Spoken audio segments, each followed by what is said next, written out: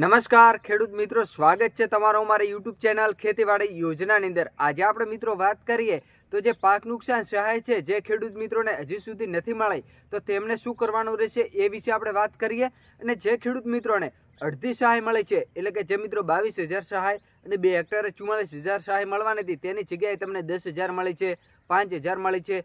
તેવી રીતે જો અડધી સહાય મળી છે તો તે માટે શું કરવાનું રહેશે એ વિશે આપણે મિત્રો સંપૂર્ણ માહિતી મેળવીશું મિત્રો આ જે વિડીયોની અંદર।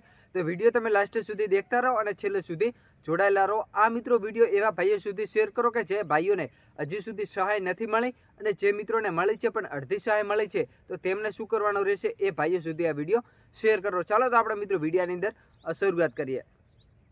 વિડીયોની અંદર આજે આપણે મિત્રો વાત કરવાના છે કે સૌપ્રથમ તો જે મિત્રોને પાક નુકસાન સહાય નથી મળી તો તેમને શું કરવાનું રહેશે એ વિશે વાત કરીએ। તો જે ખેડૂત મિત્રોને પાક નુકસાન સહાય નથી મળી તો તેમને છે તો મિત્રો આધાર સીડિંગ કરાવવાનો રહેશે। એટલે કે જો મિત્રો તમારો આધાર કાર્ડ છે તે બેંક સાથે જો લિંક નહીં હોય તો જે તમને સહાય છે તે મળવાની પાત્ર થતી નથી। જે મિત્રો આધાર કાર્ડ જે છે તે બેંક સાથે લિંક કેવી રીતે કરવાનું જેનો આપણે મિત્રો એક અલગથી વિડીયો પણ બનાવેલ છે જે નીચે તમને ડિસ્ક્રિપ્શન બોક્સની અંદર મળી જશે। એ 3-4 મિનિટનો વિડીયો છે એ તમે જોઈ અને તમારા મોબાઈલ વડે તમે મિત્રો ખબર પણ પડી શકે છે કે આપણું આધાર કાર્ડનું છે તે સીડિંગ એ થયેલું છે કે નથી થયેલું અને કઈ બેંક સાથે લિંક થયેલું છે એ વિશે પણ મિત્રો તમને માહિતીની ખબર પડી જશે।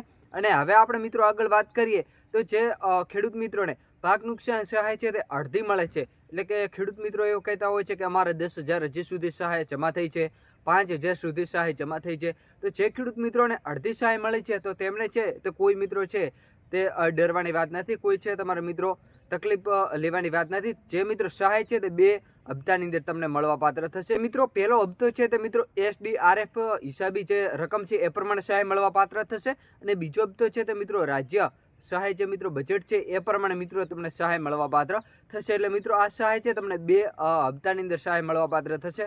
પહેલો હપ્તો છે દાખલા તરીકે 10,000 મળ્યો તો બાકીની જે રકમ છે તે બીજા હપ્તાની અંદર પણ મિત્રો તમને મળી જશે। એટલે મિત્રો આની અંદર તમારે છે તે કોઈ તકલીફ લેવાની વાત નથી મિત્રો, થોડા દિવસની અંદર આ પણ હપ્તો તમારા છે તે ખાતાની અંદર જમા થઈ જશે।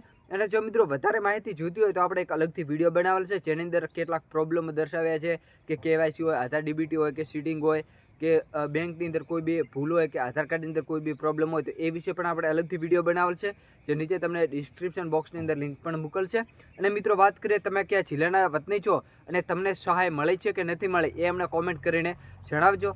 જે મિત્રોને વધારે તકલીફ હોય એ તમે અમને કોમેન્ટ કરીને જણાવો, જેના લીધે આપણે એ વિષય ઉપર આપણે મિત્રો વિડીયો બનાવી શકીએ। ફરીથી મળીશું મિત્રો એક નવા વિડીયો સાથે, નવા એક ટોપિક સાથે। જય દ્વારકાધીશ, જય ઠાકર।